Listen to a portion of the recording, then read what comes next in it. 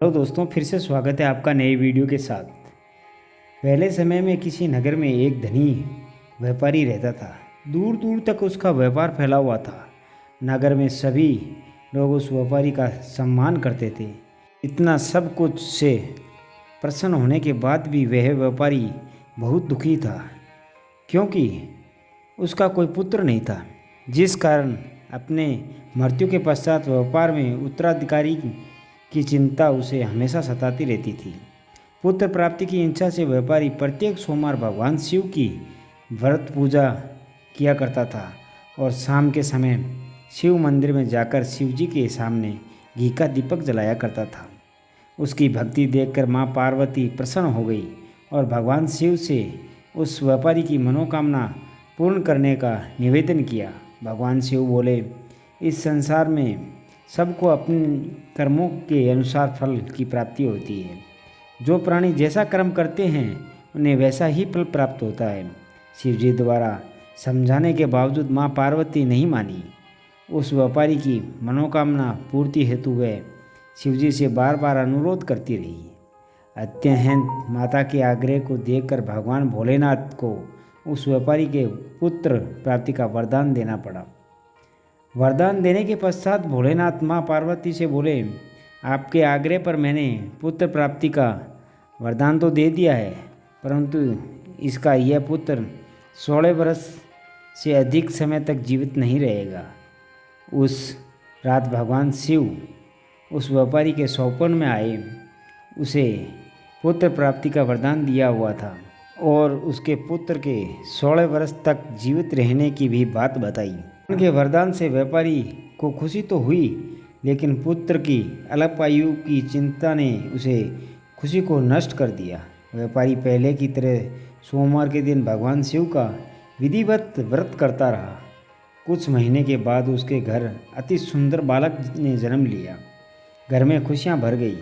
बहुत धूमधाम से अपने पुत्र का समारोह मनाया गया, परंतु व्यापारी को पुत्र जन्म की अधिक खुशी नहीं हुई, क्योंकि उसे पुत्र की अल्पायु के रहस्य का पता था। जब पुत्र 12 वर्ष का हुआ तो व्यापारी ने उसे मामा के साथ पढ़ने के लिए वाराणसी भेज दिया। लड़का अपने मामा के साथ शिक्षा प्राप्ति हेतु चल दिया। रास्ते में जहाँ भी मामा भांजा विश्राम हेतु रुकते, वहीं यज्ञ करते, ब्राह्मणों को भोजन कराते। लंबी यात्रा के बाद मामा और भांजा एक नगर में पहुँचे।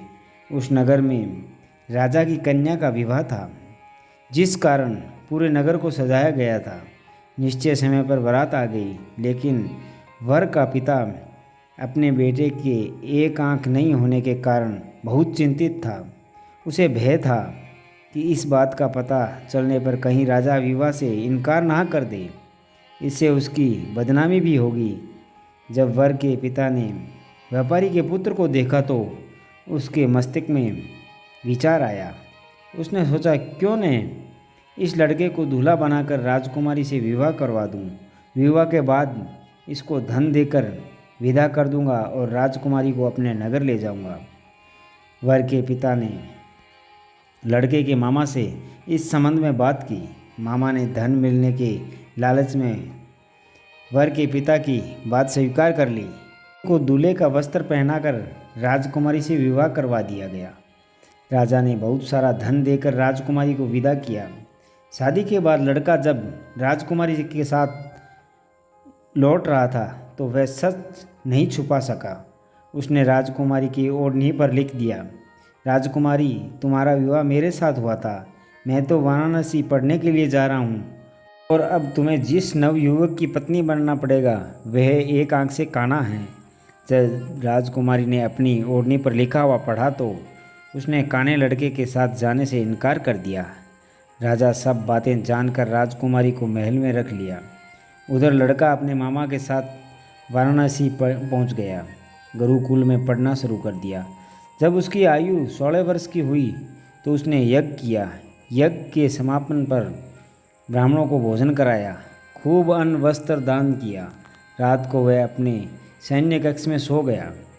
शिव के वरदान के अनुसार सैन्य व्यवस्था में ही उसके प्राण पंखे उड़ गए। सूर्योदय पर मामा मृतक भांजे को देखकर रोने पीटने लगा। आसपास के लोग भी एकत्रित होकर दुख प्रकट करने लगे। लड़के के मामा के रोने के विलाप करने के स्वर समीप से गुजरते हुए भगवान शिव और माता पार्वती भी सुने। पार्वती ने भगवान से कहा, प्राणनाथ, मुझे इसके रोने के स्वर सहन नहीं हो रहे हैं।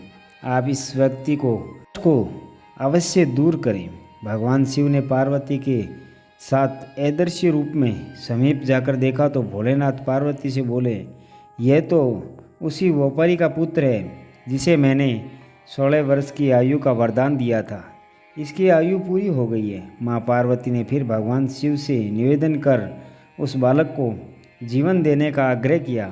माता पार्वती के आग्रह पर भगवान शिव ने उस लड़के को जीवित होने का वरदान दिया और कुछ ही पल में वह जीवित होकर उठ बैठा हुआ। शिक्षा समाप्त करके लड़का मामा के साथ अपने नगर की ओर चल दिया। दोनों चलते हुए उस नगर में पहुँचे जहाँ उसका विवाह हुआ था। उस नगर में भी यज्ञ का आयोजन किया। समीप से गुजरते हुए नगर के राजा ने यज्ञ का आयोजन देखा और उसने तुरंत ही लड़के और उसके मामा को पहचान लिया। यज्ञ के समाप्त होने पर राजा मामा और लड़के को महल ले गए। कुछ दिन उन्हें महल में रखकर बहुत सा धन, वस्त्र आदि देकर राजकुमारी के साथ विदा कर दिया। इधर भूखे प्यासे रहकर व्यापारी और उसकी पत्नी बेटे की प्रतीक्षा कर रहे थे। उन्होंने प्रतिज्ञा कर रखी थी कि यदि उन्हें अपने बेटे की मृत्यु का समाचार मिला तो दोनों अपने प्राण त्याग देंगे। परंतु जैसे ही उसने बेटे के जीवित वापस लौटने का समाचार सुना तो वह बहुत प्रसन्न हुआ। वह अपने पत्नी और मित्रों के साथ नगर के द्वार पर पहुंचा।